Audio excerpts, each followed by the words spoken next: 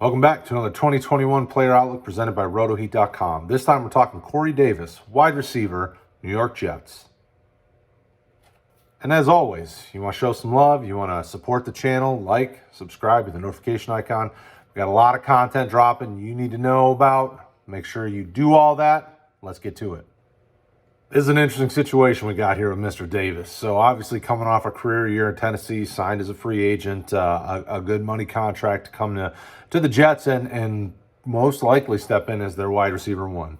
New coaching staff, rookie quarterback, new offensive system that he's stepping into. What do you think is going to happen? Let's keep that conversation going in the comments below. I'm going to tell you what our analysts think, though. Of the 14 guys that looked into him, we think he's going to finish somewhere between wide receiver 31 and 39 overall.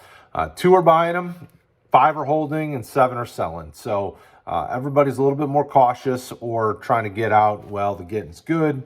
And I would warn you that if you're trying to sell Davis right now, this close to the season, it'd be smarter to just give it a few weeks. And if he has a couple of big games, then flip him while things are, he's at his peak. We think his ADP overall is going to be lower this time next year as opposed to what it is currently. And we think he's probably going to be a spot starter in 2021. Now, obviously, if Zach Wilson's the real deal steps in and lights the world on fire, that changes everything. And then you can disregard it. If you look at like the redraft ADPs of the world with our boys over at Fantasy Pros, he's he's currently looking at about wide receiver 55 overall, or 145 when you're looking at the overall, complete overall with everybody. If you're looking for like super flex rankings over on like RotoHeat.com, he's sitting around the same thing, wide receiver 55 or 138 overall. The interesting thing that analysts and people in general will have trouble trying to kind of guesstimate where they see this offense and specifically Corey Davis going when it comes to production this year is you got a new OC, a new head coach. They come from San Francisco together, where everyone thinks that they focus heavily on the running game. And they do. I mean, they rush the ball a lot.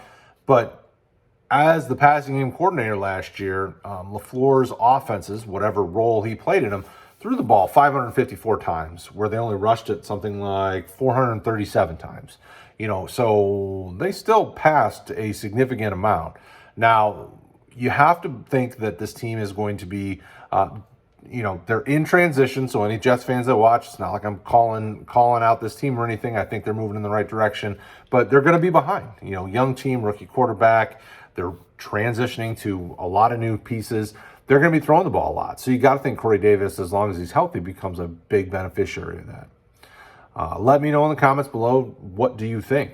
Do you think Corey Davis is a wide receiver 1 this year? Do you think he can get up into the back end wide receiver 1 conversation? Is he a wide receiver 2? We want to have this conversation below. The guys here keep an eye on it, and we respond to your comments.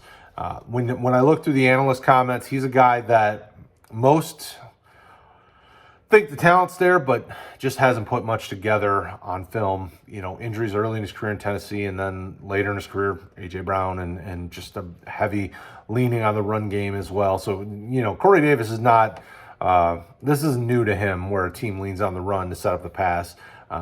But coming off a career year, maybe the sky is the limit. Maybe he can break his career numbers 2 years in a row. I don't know. Let's keep that conversation going below. Don't forget, check out all the other 2021 player outlooks. We thank you guys. We love you, and we'll talk to you again soon.